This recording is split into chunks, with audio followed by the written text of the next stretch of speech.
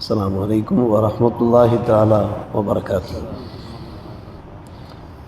அஊது பில்லாஹி மினஷ் ஷைத்தானிர் ரஜீம். பிஸ்மில்லாஹிர் ரஹ்மானிர் ரஹீம்.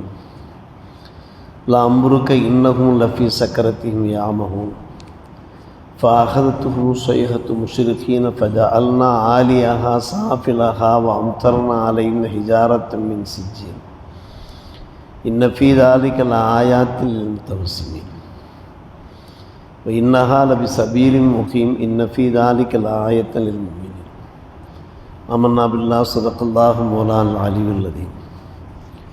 உங்களுடைய ஆயுள் மீது சத்தியமாக நிச்சயமாக அம்மக்கள் தங்களுடைய போதையிலேயே தட்டழிந்து கொண்டிருக்கிறார்கள். கடுமையான சப்தம் அவர்களை பீடித்தது. அதிகாலை அவர்கள் எழுந்தபோது அவர்களுடைய அந்த வசிப்பிடத்தை தலைகீழாக நாம் புரட்டிவிட்டோம். அவர்கள் மீது சுட்ட செங்கல்லை நாம் பொழிய செய்தோம். இதில் நிச்சயமாக சிந்திக்கக்கூடியவர்களுக்கு அத்தாட்சிகள் இருக்கிறது. இது நீடித்த பாதையாக இருக்கிறது. இதில் மூமின்களுக்கும் அத்தாட்சி இருக்கிறது என்று வல்ல அல்லாஹ் இந்த வசனங்களில் லூத் அலைஹிஸ்ஸலாமுடைய அந்த கௌம் ஓரின சேர்க்கையில் ஈடுபட்ட காரணத்தினால எப்படி அவர்களை அழித்தொழித்தான் என்பதை நமக்கு தெளிவுபடுத்துகிறான். அம்புருக்க என்று இந்த வசனம் துவங்குகிறது. அம்புரு என்றால் ஆயுள் வாழ்வு என்பது அதனுடைய பொருளாகும். அசலில் உம்புரு என்பதாகும். உம்புரு என்ற வார்த்தையினுடைய திரிபுதான் அம்புரு. உம்புரு என்றாலே நாம் எல்லோரும் அறிந்த ஒரு விஷயம், ஆயுள் வாழ்வுக்கு சொல்வார்கள். அரபிகள் இந்த வார்த்தையை அப்படியே மாற்றி சொன்னார்கள், உம்ரு என்பதை அம்புரு.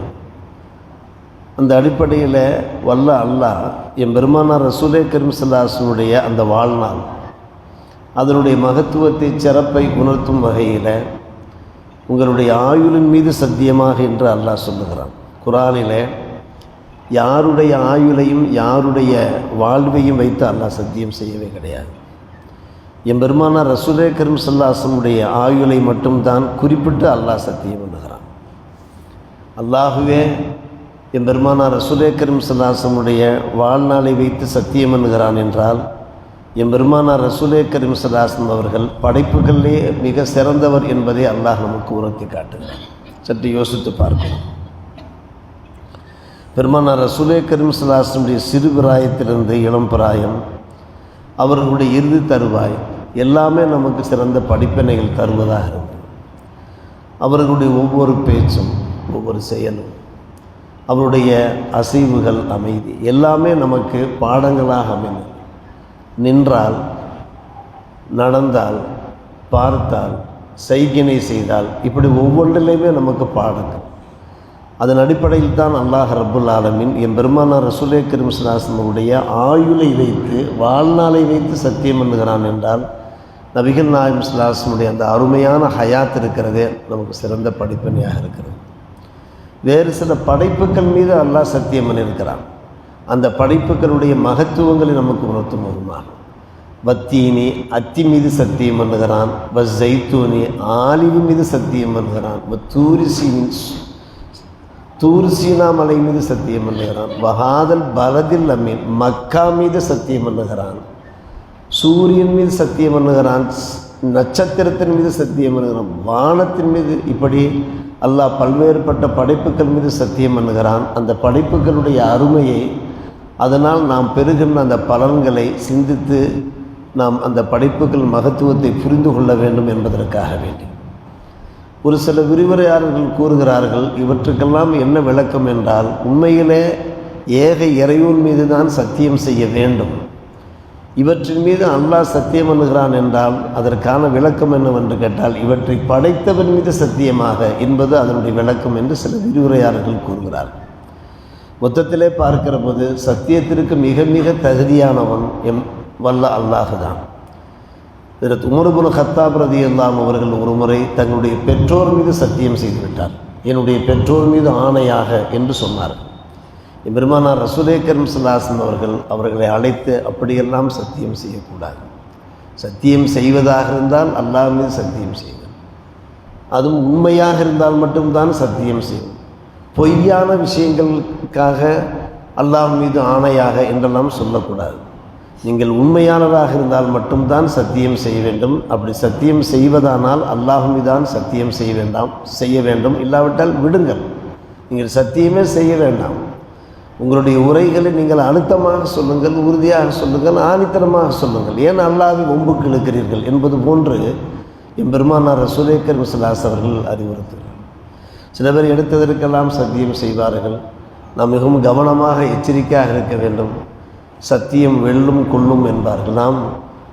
நாம் பொய்யான விஷயங்களுக்காக சத்தியம் செய்துவிட்டால் அது நமக்கு பாதகமாக ஆகிவிடும். அந்த அடிப்படையில் நாம் நம்முடைய பெற்றோர் மீது கூட சத்தியம் பண்ணக்கூடாது.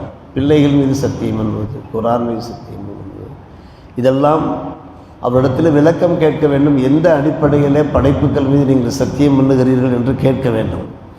அப்போது அவர்கள் சொல்லுகிறார்கள், அவற்றை படைத்த படைப்பாளன் அல்லாஹ் மீது தான், அந்த நியத்து பிரகாரம் தான் நாங்கள் சத்தியம் செய்தோம் என்று சொன்னால் அல்ஹம்துலில்லாஹ், அது மார்க்கத்தில் ஏற்புக்குரிய ஒரு விஷயம்தான், அது சம்மதத்துக்குரிய ஒரு விஷயம்தான். அப்படி இல்லாமல் படைப்புகள் மீது நாம் சத்தியம் பண்ணக்கூடாது என்பது நமக்கு உணர்த்தப்பட்டிருக்கிறது. ஆனால் இங்கே வல்ல அல்லாஹ்வே தன்னுடைய அருமை தூதர் பெருமானார் ரசூலே கரீம் ஸல்லல்லாஹு அலைஹி வஸல்லம் ஆயுள் மீது சத்தியம் பண்ணுகிறான் என்றால் அந்த ஆயுளை படைத்த அல்லாஹ் மீது என்ற விளக்கம் இருப்பதாக அறிஞர் பெருமக்கள் கூறுகிறார். கடைசியாக என்ன ஆனது அன்பான பெருமக்களே, அந்த லூத் அலைஹிஸ்ஸலாமுடைய கௌம் அல்லாஹ் ரப்புல் ஆலமீன் கால அவகாசம் தந்திருந்தான், அதை அவர்கள் பயன்படுத்தவில்லை. அதிலேயே அவர்கள் மெய்மறந்து போனார்கள், ஒரு போதையாக இருந்தார்கள். கூறுகின்றான் அல்லாஹ், அவருடைய நிலை எப்படி இருந்தது என்றால், இன்னகும் லஃபி சக்கரத்தையும், சக்கரத்தி என்றால் போதை, அது அவர்களுக்கு ஒரு போதை, ஓரின சேர்க்கை என்பது ஒரு போதையாக இருந்தது. கேலி பண்ணினார்கள், நையாண்டு பண்ணினார்கள், அல்லாஹ்வுடைய அதாபு இறங்கினால் பார்த்து கொள்வோம் என்றெல்லாம் பேசினார்கள். நேற்று நாம் நினைவு கூர்ந்தோமே. கடைசியாக அல்லாஹ்வுடைய சோதனை வந்துவிட்டது, வானவர்கள் மூலமாக வந்துவிட்டது. மிகப்பெரிய இடி முழக்கம் கேட்டது. பகதத்துஹும் ஸைஹா, அதிகாலை பொழுது, முஷ்ரிக்கீன் என்ற இஷராக்கினுடைய நேரம், சூரியன் உதித்த நேரம், மிகப்பெரிய இடி முழக்கம். அல்லாஹ் என்ன செய்தான், அவர்கள் வாழ்ந்த பூமியை அப்படி தலைகளாக புரட்டி எடுத்து விட்டான். ஃபஜஅல்னா ஆலியஹா சாஃபிலா, ஆலிய என்றால் மேல்பாகம், சாஃபில் என்றால் கீழ்பாகம், இப்படி தலைகளாக புரட்டினான். புரட்டினதோடு மட்டுமல்ல, ஓரின சேர்க்கையில் ஈடுபடக்கூடியவர்களுக்கு இது போன்ற ஒரு இழிவுகள் உண்டாகும், இது போன்ற வேதனைகள் உண்டாகும், சோதனைகள் உண்டாகும் என்பதற்கான ஒரு ஆயத்துக்களாகத்தான் இந்த ஆயத்துக்கள் இருக்கிறது. சுட்ட செங்கற்கள், ஹிஜாரத்து மின் சிஜ்ஜீல், அதை அம்தர்னா மழையாக பொழிய செய்தான் என்றால், அந்த கற்கள் அப்படியே அந்த கௌம் மீது, கூட்டத்தின் மீது பொழியப்பட்டு அவர்கள் துவம்சம் செய்யப்பட்டு விட்டார்கள், நிர்மூலமாக ஆக்கப்பட்டு விட்டார்கள் என்று அல்லாஹ் சொல்லுகிறான். கடைசியாக இந்த வசனத்தை முடிக்கிற போது இதில் சிந்திப்பவர்களுக்கு அத்தாட்சி இருக்கிறது என்று அல்லாஹ் சொல். முத்தவஸ்ஸிமீன் என்கிற வார்த்தை மிக அற்புதமான வார்த்தை. முத்தவஸ்ஸிமீன் சிந்திக்கின்றவர்கள், மதியூகிகள், ஆழ்நோக்கு பார்வை உள்ளவர்கள், தொலைநோக்கு பார்வை உள்ளவர்கள், இதற்குத்தான் முத்தவஸ்ஸிமீன் என்று சொல்வார். தவஸ்ஸும் என்றாலே தொலைநோக்கு. பெருமானார் ரசூலே கரீம் ஸல்லல்லாஹு அலைஹி அவர்கள் சொன்னார்கள், ஒரு மூமினுடைய, நன்கு கவனிக்க வேண்டும், தொலைநோக்கு பார்வை நீங்கள் அஞ்சிக் கொள்ளுங்கள், அவர் அல்லாஹ்வுடைய ஒளியினால் பார்க்கிறார் என்று சொன்னார்கள். சில மூமின்களுக்கு அல்லாஹ் சில சிறப்புகளை தந்திருப்பான். அந்த சிறப்புகள் எப்படி வெளிப்படும் என்று கேட்டால், நம்மை பார்க்கிற போது நம்முடைய ஹக்கீகத்துல் ஹால் என்பதை அவர்கள் கண்டுபிடித்து விடுவார். நம்முடைய உண்மையான நிலைமை என்ன என்பதை கண்டுபிடித்து விடுவார். இன்னார் இப்படித்தான் என்று கண்டுபிடித்து விடுவார்கள். அப்படிப்பட்ட சில பேரை அல்லாஹ் ரப்புல் ஆலமீன் இந்த உலகத்தில், இந்த வையகத்திலே படைத்திருக்கிறான். எனவே அவர்கள் விஷயத்திலே நீங்கள் கவனமாக இருங்கள். இத்தப்பு ஃபராசத்தல் முஃமினி, ஒரு மூமினுடைய அந்த ஆழ்நோக்கு பார்வை, தொலைநோக்கு பார்வை, உள்நோக்கு பார்வை என்பார்கள். உள்நோக்கு பார்வை, அவர்கள் உள்நோக்குவார்கள், நம்மை பார்ப்பார்கள், நாம் எப்படிப்பட்டவர்கள் என்பதை கண்டுபிடித்துள்ளார்கள். அனஸ் இப்னு மாலிக் ரலியல்லாஹு அவர்கள் ஹதீஸ் கிதாபிலே காணப்படுகிறது. ஒரு முறை தெரு வழியாக நடந்து வந்து கொண்டிருந்தார். ஒரு பெண்ணை பார்த்தார். பார்த்துவிட்டு அலி இப்னு அபீ தாலிப் அவருடைய சமூகத்திற்கு வருகிறார்.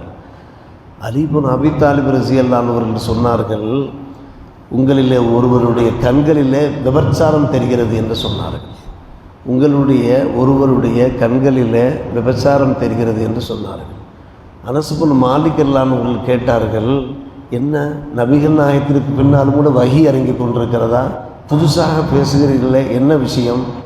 நீங்கள் தெரு வழியாக வருகிற போது ஒரு பெண்ணை பார்த்தீர்களா இல்லையா? உடனே உங்களுடைய பார்வை தாழ்த்திருக்க வேண்டுமா இல்லையா? விபச்சாரம் என்பது கண்ணால் பார்ப்பதும் விபச்சாரம் தானே, ஒரு பெண்ணுடைய அழகை ரசிப்பதும் விபச்சாரம் தானே என்று சொல்லும்போது அனஸ் இப்னு மாலிக் தலையை தாழ்த்தி கொண்டார்கள். அலி இப்னு அபீ தாலிப் அந்த முத்தவஸ்ஸிமீன்களே உள்ளவர்கள், தொலைநோக்கு பார்வையிலே உள்ளவர்கள். யார் எப்படி என்பதை கண்ணை பார்த்து கண்டுபிடிப்பார்கள், நம்முடைய செயல்பாடுகளை பார்த்து கண்டுபிடிப்பார்கள். இவர்கள் விஷயத்தை நீங்கள் கவனமாக கையாளுங்கள் என்றார்கள் நபிகள் நாயகம் ஸல்லல்லாஹு அலைஹி வஸல்லம். காரணம், சில நல்லவர்கள் இருக்கிறார்கள், அவர்கள் தங்களுடைய பரிசுத்த தன்மையின் காரணமாக இப்படிப்பட்ட ஒரு ஆன்மீக சக்தியை, ஆன்மீக பலத்தை அவர்கள் பெற்றுப்பார்கள். அவர்களுக்குத்தான் முத்தவஸ்ஸிமீன், தவஸ்ஸும் என்ற வார்த்தையிலிருந்து எடுக்கப்பட்டதுதான் முத்தவஸ்ஸிமீன். அல்லாஹ் ரப்புல் ஆலமீன் சொல்கிறான், இது போன்ற ஆயத்துக்கள், இதை நீங்கள் தொலைநோக்கு பார்வையோடு நீங்கள் பாருங்கள். அப்படி பார்த்தீர்கள் நிறைய அத்தாட்சிகள் இருக்கின்றன. ஒரு கௌம் இருக்கிறார்கள், அவர் அநியாயங்களையும் அட்டூழியங்களையும் மானக்கேடான தப்புக்களையும் ஈடுபடுகிறார்களே, அவர்களுக்கு இப்படியெல்லாம் சில பாடங்கள் படித்து கொடுக்கப்பட்டதை நீங்களும் கவனமாக இருங்கள், உங்களுடைய வாழ்க்கையும் பரிசுத்தமாக ஆக்கிக் கொள்ளுங்கள் என்கின்ற அடிப்படையில் அல்லாஹ் இந்த அறிவுரைகளை தந்து கொண்டிருக்கிறான். அல்லாஹ் நம்மை தூயவர்களாக பரிசுத்தமானவர்களாக வாழச் செய்வானாக. ஆமீன் யா ரப்பல் ஆலமீன்.